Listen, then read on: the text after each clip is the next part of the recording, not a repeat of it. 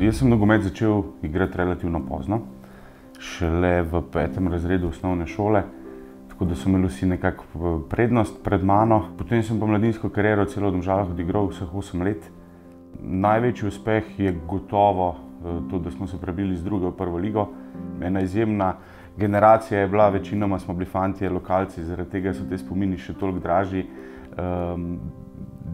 Bili smo mi prva generacija, ki je nekako prebijala ledino in smo nekako prvi bili, ki smo se uvrščali v višje lige. Iz današnje perspektive se to mogoče sliši malo smešno, zdaj smo navajeni osvajati naslove z mlajšimi selekcijami, takrat je bil pa to izjemen uspeh. Kar nekaj generacij pred nami se je trudilo, da bi prišli v prvo ligo, pa jim ni uspelo, mi smo bili pa tista, ki je to uspelo. In moja ekipa takrat pod vodstvom Darka Oražma je bila nosilna. Štela je skupna lestvica, mi smo imeli pa mislim, da 15-16 točk prednosti pred takrat Ljubljano. Še posebej si pa seveda smo si zapomnili tiste zadnji 2 tekmi odločilni proti Ljubljani, ko smo igrali na stadionu Žak. Prišli so nas spodbujati tudi Ravbari, ker je bilo za nas takrat seveda nepredstavljivo. Mislim, da je bilo takrat dovolj, že da mi kadeti nismo izgubili. Odigrali smo 1-1, mladinci so pa potem jih povozili 3-0. Eni res lepi spomini na to mojo igralsko pot. Redko kdo od nas je mislil, da bo profesionalen nogometaš, tudi velika večina seveda ni postala, z izjemo Željka Filipoviča, Tadeja Apatiča, večinoma večjih uspehov te fantje niso dosegali, ampak mi smo imeli pa izjemno klapo in smo se zelo dobro razumeli. In je bilo to nekaj, kar iz današnje perspektive veliko bolj ceniš kot pa morebitne rezultate. Sodelovati s člansko ekipo sem začel nekje poleti 2009. Klub je takrat doživel kar nekaj sprememb. Najhujša je bila nekako ta finančna kriza, ki je takrat udarila. V začetku je bilo to predvsem zaradi tega, ker je imel Dejan Đuranović, ki je bil takrat športni direktor, določene zdravstvene težave. Nismo imeli nikogar, ki bi to zadevo upravljal, in tudi on se v tej vlogi nikoli ni dobro počutil in dobro znašel.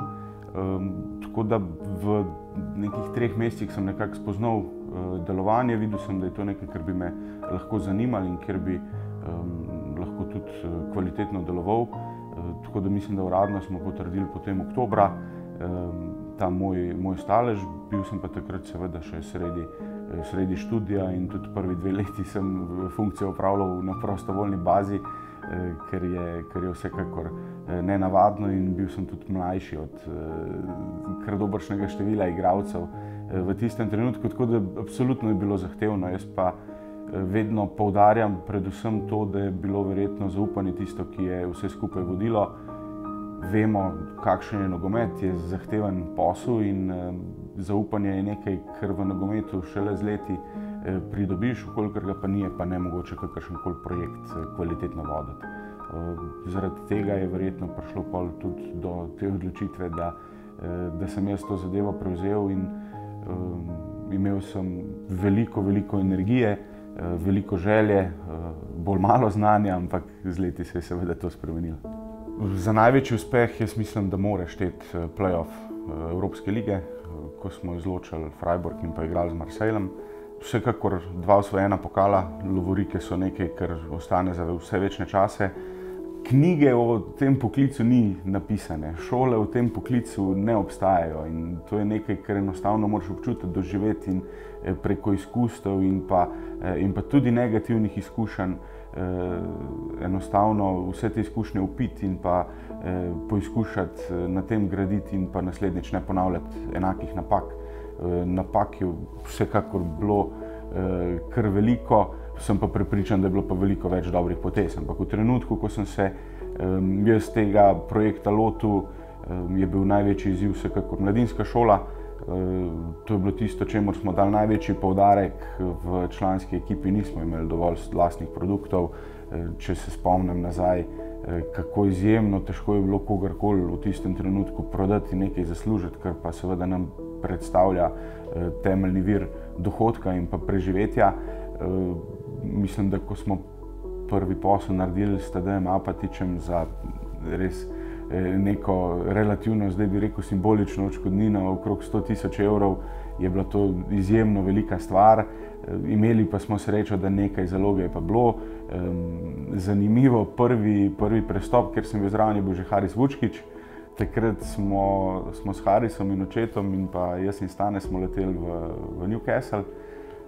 Jaz sem bil nekako v vlogi prevajalca.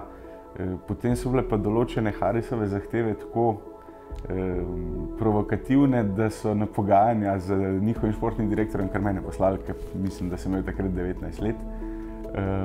Pa so seveda me zelo hitro odpikali, no, ampak na koncu smo nekako našli takrat način, da smo tisti posel zaključili, ki je bil takrat zaradi razmere nogometnega kluba Domžale izjemno velik.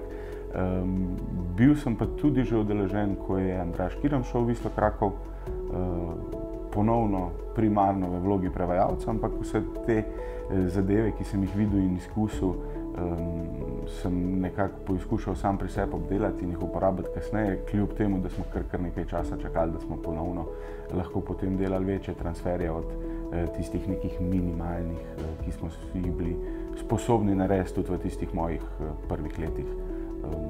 Situacija je bila zaradi tega res izjemno zahtevna, kriza je bila huda, denarja praktično ni bilo, iz meseca v mesec je bilo izjemno zahtevno se prebijati, ampak z enim entuziazmom, trdim delom in pa tudi takrat presenetljivo dobrimi rezultati smo to prebrodili in postavili neke temelje, na katerih smo potem gradili. Seveda, ponovno ponavljam, mladinska šola je bilo pa tisto, kar je bilo pa naše vodilo in tja smo tudi večino tisto malega presežka, kar smo uspeli ustvariti, usmerili za to, da smo lahko rasli kot klub.